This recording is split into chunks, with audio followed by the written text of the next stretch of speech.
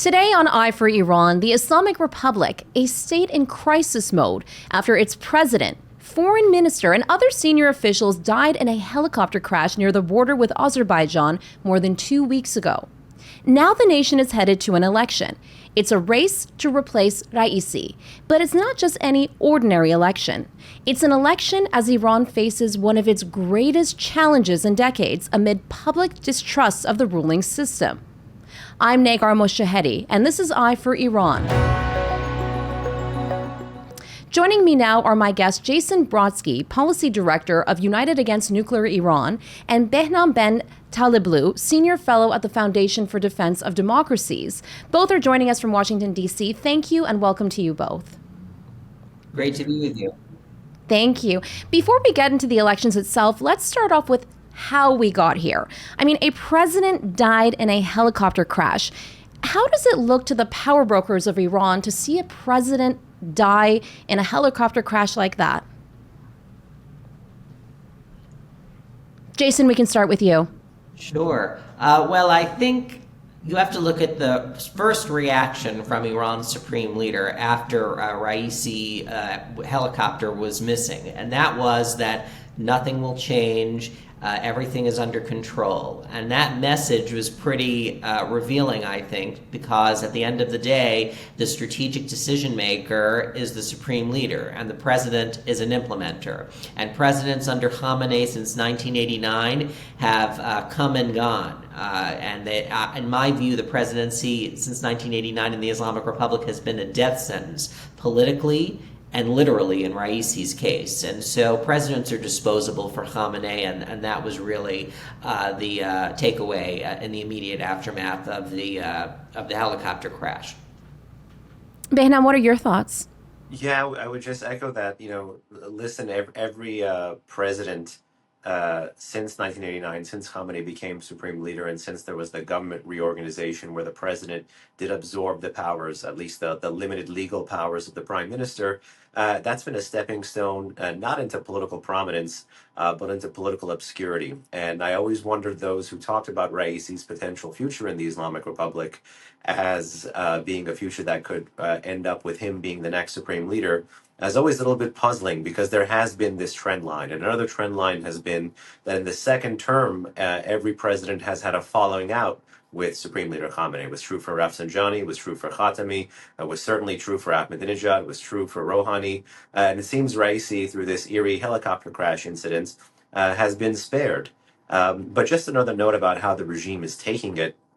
Clearly, the regime has not taken the hint. If it took you 17 hours to find a helicopter after a downed crash, if allegedly a foreign drone in a country that makes lots of drones apparently had to help locate the president, if the Israelis could almost penetrate your airspace and strike a major radar installation protecting the crown jewel of your nuclear facilities, if you couldn't protect a bunch of your nuclear archive from being smuggled out of the country from under your nose, if you couldn't protect your nuclear scientists from being killed several times on your own soil, you may not be good at this governance thing, particularly one that is, trying to literally upend the balance of power in the Middle East. So there's lots of mixed messages, but there's also lots of missed messages here by the government of the Islamic Republic. And how does that make Iran look then as a so-called regional power? Anytime that there is domestic weakness, or even the perception of domestic weakness, there's always the chance of the regime looking abroad to flex its muscles. And certainly lots of regional governments understood that the president, as Jason was saying, is not the ultimate arbiter of foreign and security policy. He executes or implements the will of the supreme leader and other critical institutions like the Islamic Revolutionary Guard Corps or the Supreme Leader's Office.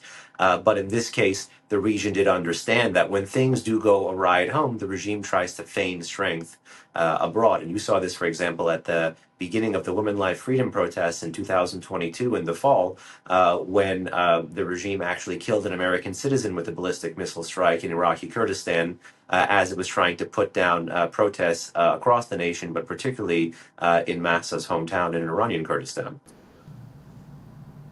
So, Jason, let me ask you, does it really matter then that the president died in a helicopter crash? No, not really in terms of a policy. And the fundamentals of the policy of the Islamic Republic will not change. The grand strategy of the Islamic Republic to push the United States out of the region, to eradicate the state of Israel, to deepening partnerships with Russia and China, and creating a resistance economy will not change. Those are broad strategic priorities of the system, and Khamenei is implementing them, whether Raisi is in his chair or not in his chair. And so it doesn't matter in that context. But where I do think his death does matter is in the politics surrounding succession. Ebrahim Raisi was widely considered incompetent when he was president. Yet he was the most experienced actor bureaucratically in the Islamic Republic's political elite, bar none, in terms of no other person could really claim that they had presided over the judiciary and the presidency. And given that Ayatollah Khamenei had succeeded to the supreme leadership in 1989, after serving as president, Raisi's rise automatically generated speculation that he was considered a contender for Ayatollah Khamenei's seat. And also we saw Raisi become deputy chairman of the Assembly of Experts, which is constitutionally tasked with selecting the next supreme leader. So Raisi was being groomed by some quarters of the Iranian system, but having him not in the presidency thus scrambles the field a little bit, and the spotlight, in my view, will now turn to candidates like Mojtaba Khamenei, the supreme leader's extremely influential and powerful son, who works in his office, liaises with the key security institutions of the Islamic Republic, and you will also have the spotlight turn to clerics who were, I would say, second or third tier contenders prior to Raisi's death. I'm talking about people like Ali Reza Arafi, who was a member of the Guardian Council and also is now a second deputy chairman of the Assembly of Experts, is the chairman of Al-Mustafa International University and the head of the Iranian seminaries. So you're going to have attention turned to these players as well, and so it scrambles the succession dynamic in that way. And last and certainly not least, I would just say this. I think the priority for Khamenei in this election coming up is to maintain continuity and to ensure that a safe pair of hands is in the presidency for an inevitable succession period, whether Khamenei becomes incapacitated or dies during the next president's term in office. Do you have any thoughts on that, Behnam? At this stage in the game, when you look around at this contracted pool of political elite, it reminds me of this phrase I heard from people who were talking about the Cultural Revolution in Iran's universities in the 80s, which is exactly the line about competence that Jason mentioned, which is taqwa na tavana, which is zeal, not competence. And that's precisely what Khamenei may want at the helm. So the two models, and I agree with Jason also about the Mojtaba model versus the Arafi model that may be coming at the helm, is if it's Mojtaba, it's really partners in power. It reminds me a great deal of the famous historian Robert Dallek, who wrote a book about Nixon and Kissinger, Partners in Power. That would be Mojtaba as supreme leader, but plus the IRGC, and there would be a partnership, a symbiosis there, mosque and military, if you will. But if it's someone like Arafi and someone who is a little bit older, it would not be a partnership, but rather more puppetry, that Mojtaba and the IRGC would retain their power without accountability or authority without accountability, and have a much more older kind of figurehead where they could really kind of deepen the deep state, if you will. So there are competing models, but the most important model, or the most important exogenous shock, we should say, to these models is what the Iranian people may want, because the trend line has been boycotting previous elections to end up providing record lows as protests have been hitting record highs, and the death of the supreme leader would indeed be a major flashpoint again for the regime. And now, we still don't know what caused that crash. Was it bad weather, just an accident? Was there interference of some sort, internal strife? There is an investigation and we don't have all the answers, but no matter how you look at it, it doesn't reflect well on the Iranian leadership. What's your take, and how will this impact the snap elections? Jason, we can start with you. Well, I think it just reinforces and confirms the Iranian people's view of their leadership as hopelessly corrupt and incompetent. And that so this really crystallizes the entire problem of the system. The president was flying in a Bell helicopter from the 1970s at a time when the Islamic Republic is also deploying advanced drones and missiles to its proxies and partners around the region. And they couldn't were having trouble finding the remnants of the helicopter because of the use of those assets externally outside Iran. So I think it just is a symbol, really, of the system's absolutely corrupted and incompetent leadership, and it just reinforces these previous trend lines, as Behnam was mentioning before, where the Iranian people have long come to the conclusion that the Islamic Republic has to end. And so this is just one more example of that. And I would add as well, Raisi was really a symbol of the cruelty and evilness of the Islamic Republic. He led and rose through the ranks of the most repressive institutions in the Islamic Republic, the judiciary. And there is no love lost. People were very happy to see his demise. There were Iranians joking around about helicopters crashing and coming out with all kinds of memes on social media. So I think that it just shows that the Iranian people are in a completely different place from the regime, and there's an unbridgeable chasm between state and society.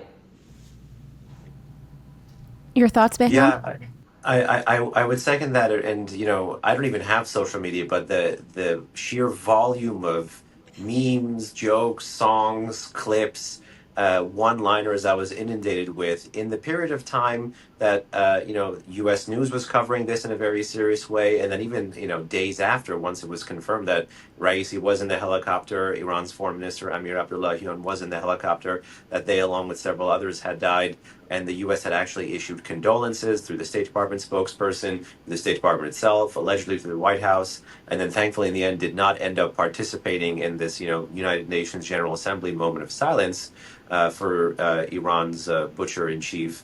The contrast was particularly stark, and it reminded me of this phrase we have in Persian, which is when you're expecting something or you're finally waiting for something, you would literally, the phrase is khabar margish, or the news of its death, or the news of his death. And one of the contrasts that I had seen in these memes or in these jokes was they compared the time it took for the news of Raisi's death to be confirmed for the time for Iran's drones to fly from Iran to Israel in that attack on April 13th. And the joke was, Khabar Margish, or the news of its death in this regime, takes as long as its drones to travel, 9 hours. It's interesting, Behnam, you brought up the foreign minister. And now that's a conversation that hasn't gotten a lot of attention, is the death of the foreign minister in that crash, Hossein Amir Abdullahian. Now, some Iran experts I spoke with, Beni Safti, say in many ways his death was actually more significant than that of Raisi's. Safti referred to him as the chain, the link to Iran's terror proxies in the Middle East. What do you make of that? Well, on balance, I would agree with that in terms of the impact, because again, if you put this all into the executive branch, figuratively, the foreign ministry, the office of the presidency, when it comes to implementation, this is really where these individuals do have something of an impact, but that impact is largely stylistic. But as we've learned even in the West over the past decade, style has a substance of its own. And the fact that Amir Abdullahian did speak fluent Arabic, the fact that Amir Abdullahian was broadly perceived to be more competent, the fact that there was not as much daylight between him and his deputy foreign minister as there had been in the past. His deputy foreign minister, Bagheri Khani, someone who's believed to be, closely linked to the nuclear file, not notwithstanding that there's stories of Shamkhani being again involved. There have been turf battles between the foreign ministry and the Supreme National Security Council over, negotiating over and managing and overseeing the nuclear portfolio. All of this notwithstanding, on balance, I do think Amir Abdullahian was the more important person for the external facing elements of the threats that the regime poses. Not that the foreign ministry controls any of the strings. In fact, there's a recent social media video going around of Iran's former foreign minister Mohammad Javad Zarif talking about him being in charge of 0% of Iran's foreign and security policy while he was at the helm of the foreign ministry 2013 to 2021. So that contrast is still stark, but even among stylistic differences, I am inclined to agree with Benny. Your thoughts, Jason? Yes, I would say that Hossein Amir Abdullahian's loss was as a blow to the system. He was known as Qasem Soleimani's representative in the Iranian foreign ministry. Hossein Amir Abdullahian, let's not forget, was a member of the IRGC himself.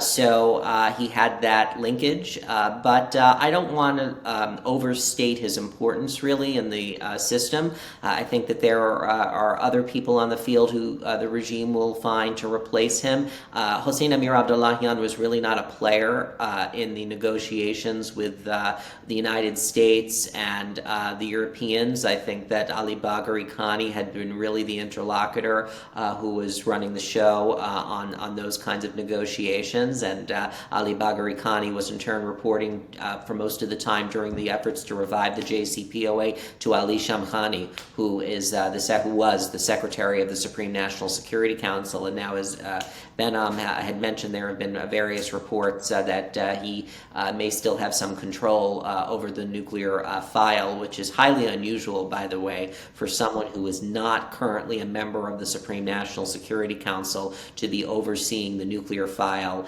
in that manner. So if that is true, it would be unprecedented, really, in that sense. But I would say that the Iranians will find someone to replace him. I think that there are Ali Bagheri Khani is the acting foreign minister, and I think you probably see that there's been a seamless transition, really, because Ali Bagheri Khani had been involved in the indirect diplomacy with the United States and Oman, and he just rose to become acting foreign minister, and it's going to continue as status quo. So I expect more continuity than change, really. And will the confidence that these proxy groups had in the regime, will that change? Has that been impacted at all with the crash? No. As opposed to the axis of resistance, his confidence in the regime? No. I think as long as the money keeps flowing and the weapons keep flowing, then there will be a status quo in the region. We've already seen Ali Bagheri Khani visit Lebanon and Syria, has been making the rounds, meeting with leaders of the axis of resistance. I think you have the key hubs of the IRGC still operating in the region, Department 2000 in Lebanon, and the Ramadan headquarters in liaising with Iraq, and Abdul Reza Shalai in liaising with the Houthis in Yemen, and Saeed Azadi liaising with the Palestinian organizations and militant groups. So you have the key regional architecture there still in place. I would argue personally that the loss of someone like Mohammad Reza Zahedi, who was killed by Israel in Syria in April, was more of a blow for the system than Hossein Amir Abdullahian, because Mohammad Reza Zahedi was a member of Hezbollah Shura Council, was the IRGC representative on its Jihad Council. He had years-long relationships with Hassan Nasrallah, the Hezbollah Secretary General. Compare him to someone like Hossein Amir Abdullahian, who was just a messenger, if you will, and someone who, he spoke Arabic, but he was basically carrying messages. So I don't think that you can compare him with the absence of figures like Zahedi in the field. Yeah, this is really a case of military institutions being buttressed by military capabilities and military personnel, and political persons that are ornamental, not instrumental, to the foreign and security policy of the Islamic Republic. There's musical chairs, but as the political elite kind of diminishes and the size contracts and their capabilities also contract, this is really becoming a receding figure, and really the hard power of the Islamic Republic today, personified geographically, personified by the weapons proliferation, personified by the diverse members of the acts of resistance. These are really the measures of Iran's power today, or I should say the Islamic Republic of Iran's power. It's not the competence or the suaveness or the personality, or often the lack thereof, when you talk about Iranian officials in the Islamic Republic. And Behnam, Hezbollah recently launched rocket attacks on northern Israel that ignited massive forest fires up north. Given Iran's role with Hezbollah, is that going to impact the potential for a full-out regional war involving Israel and Iran directly? And how will that impact who then gets selected as president?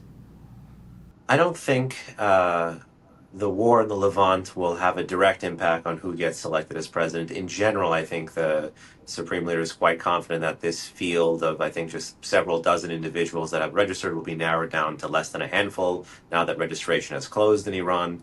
And then you'll have that several handful, you'll have several folks actually, either leave the field or endorse a candidate, and then you're likely going to have an even smaller circle when you have that snap election runoff at the end of the month. And that will be a relatively insulated process. And the measures to look for there, again, will be regime elite cohesion, particularly among the hard right, as well as levels of popular participation, which, if all other trend lines hold, will be exceptionally low.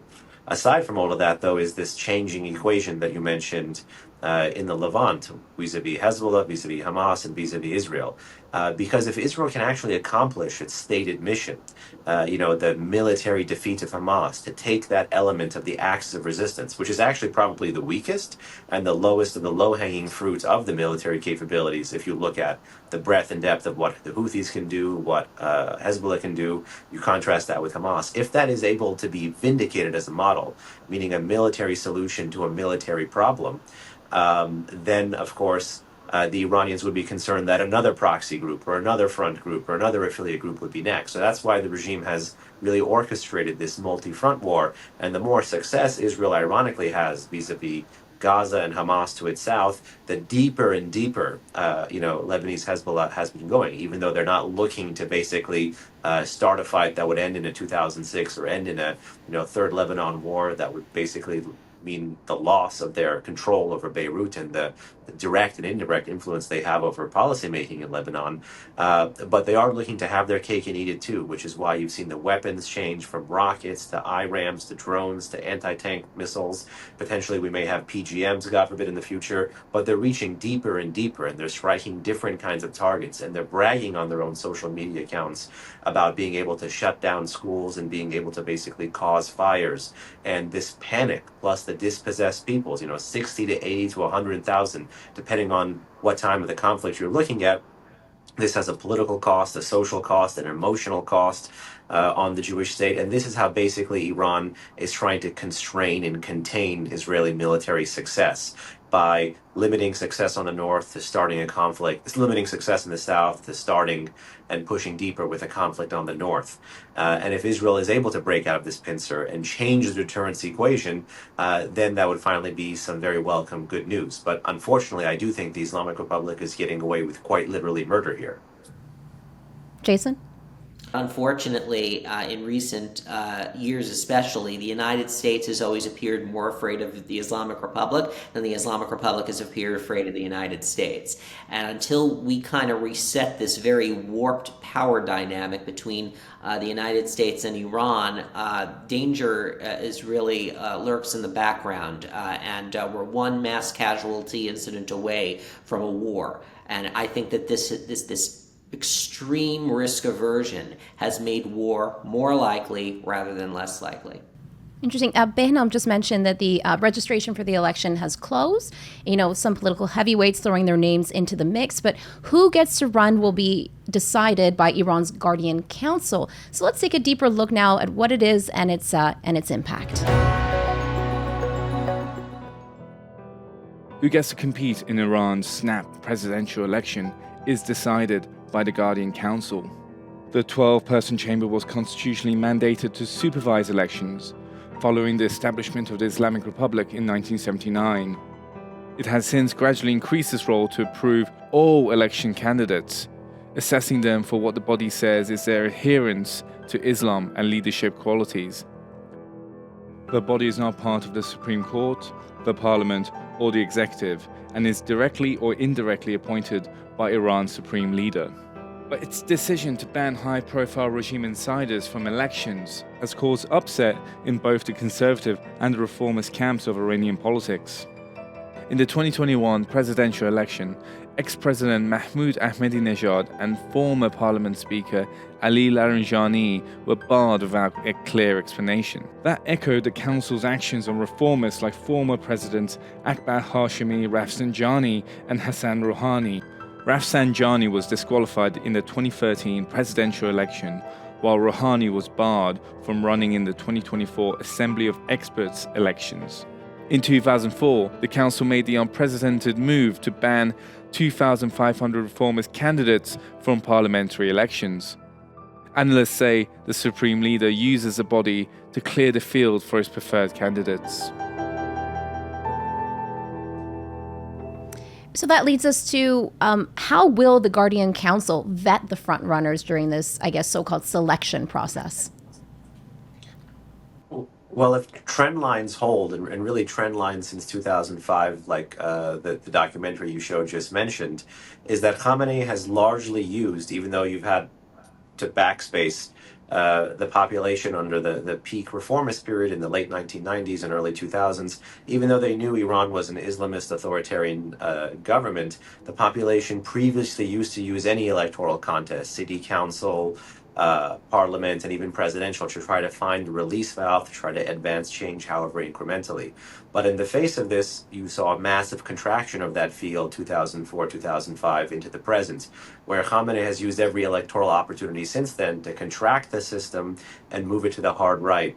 And the analogy that you've heard Khamenei in the Supreme Leader's office put out over these past few years is that of the Qatar Inqilab, or the train of the revolution. This is a train speeding to its destination of the next generation. You even saw a very interesting, almost Maoist in terms of color and character infographic on Khamenei's website a few years back as to who the next generation of revolutionaries might be. And if you looked at the picture quite closely, there weren't really any other turbans besides Khamenei.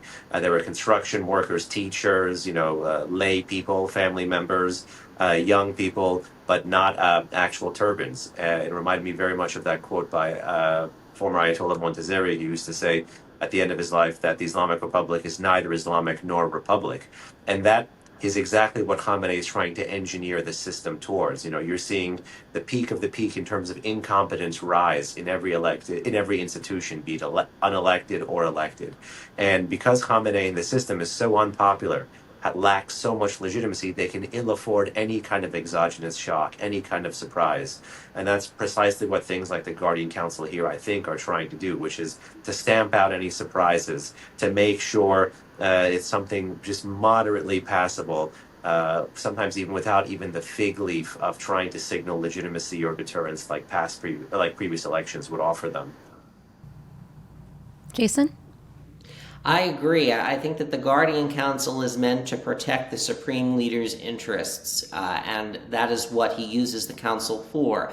He wants to make sure that the presidency is in a safe pair of hands. Let's not forget that if during the next president's tenure Khamenei becomes incapacitated or dies, there is a prospect that constitutionally an interim leadership council is set up, and the president has a place on that interim leadership council. And so that's why getting it right for Khamenei is so important, and making sure there's a trusted person on that field. Ahmad Janati, who is 97 years old, has been the secretary of the Guardian Council for decades. And he is a trusted lieutenant of the Supreme Leader, and that council is stocked with trusted lieutenants, including some people who, oh, by the way, may be potential contenders to succeed Khamenei as Supreme Leader, like Ali Reza Arafi, who I mentioned earlier.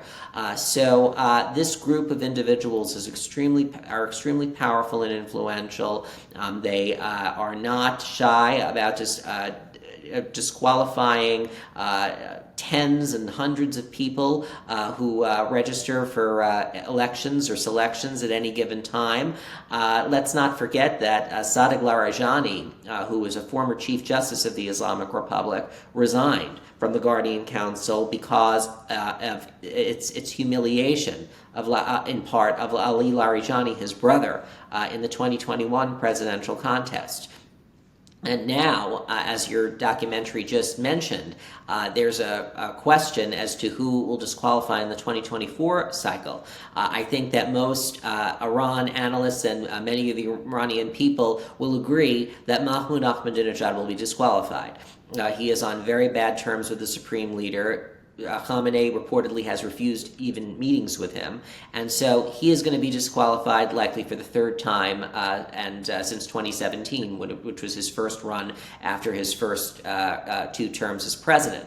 But Ali Larijani is a question mark. I think that it's still unclear as to what the council will do this time around. There have been some reports that Ali Larijani may have had a meeting with the supreme leader to gain assurances that he would not be disqualified this time, but the jury is still out, and we'll have to wait until the Guardian Council issues the approved list of candidates. And even if Ali Larijani, by the way, is qualified to run in this turn and this time around, he could still lose the election. And so Khamenei may qualify him to run to increase the voter turnout potentially, but he would still lose the election because of preferred candidates on the field other than Ali Larijani. I thought it was quite interesting that on the last day of registration, Mohammed Bagher Ghalibaf, the Speaker of Parliament, who has been an unsuccessful candidate for president in multiple rounds, registered to run this time around. There were some doubts he would, because he just had become Speaker of Parliament again for another term, and he did not perform as well in the last parliamentary elections in Tehran. So I think that there were some question marks as to whether he would run. But the fact that he is running makes him a very big front runner for the election contest, and having someone like Ghalibaf in the presidency would enable the IRGC, of which Ghalibaf has been a longtime member through the years, to be in a safe pair of hands during a succession period. Behnam, who do you think is going to get disqualified by the Guardian Council? Do you have any guesses or picks? I mean, I think the vast majority will get disqualified. I strongly agree Ahmadinejad would. That would almost be like an automatic veto. I remember even when his chief of staff tried to run for president, in between one of his own runs, the rumors that were swirling about him. But I think certainly you're going to have Ahmadinejad cut. Even Larijani, I would say, it's low probability but high impact. Low probability, high impact because again, not just him, but the whole Larijani dynasty, who many, externally, people had talked about them as the Kennedys of Iran or things of that nature. But really, any group that Iran watchers elevate, I remember when there was all this talk about Raisi as president in 2017. I made a couple bets in this town that people are yet to pay up on, that because the trend since '82 has been every president gets 2 terms, there would be no way that Khamenei would cut Rouhani's term short after 2017, even with the JCPOA. Still waiting on some of those bets. Now with Raisi's passing and, of course, his not being able to ascend into the supreme leadership, I don't know if they'll reverse it, because none of those trends were reversed, and none of the power of anybody who has been dispossessed was politically retracted or bounced back. You said that we saw that with the case of Rafsanjani. We saw that with the case of all the reform movement. No matter whatever they're following vis-a-vis people, and I don't doubt that as deplorable as someone like Ahmadinejad is, there are small quarters probably within the populist, Islamist, anti-clerical, but still socially conservative hard right of Iranian society, not of Iranian politics. This is a very marginal group that Ahmadinejad may have support there. But again, this is not even remotely about popularity of what the people want. This is what an increasingly narrow pool of regime elites want. If I had to be a very guessing man, I would say that it would behoove Khamenei, if he does indeed want his son, to not have a cleric at the helm of the presidency, to not influence that process.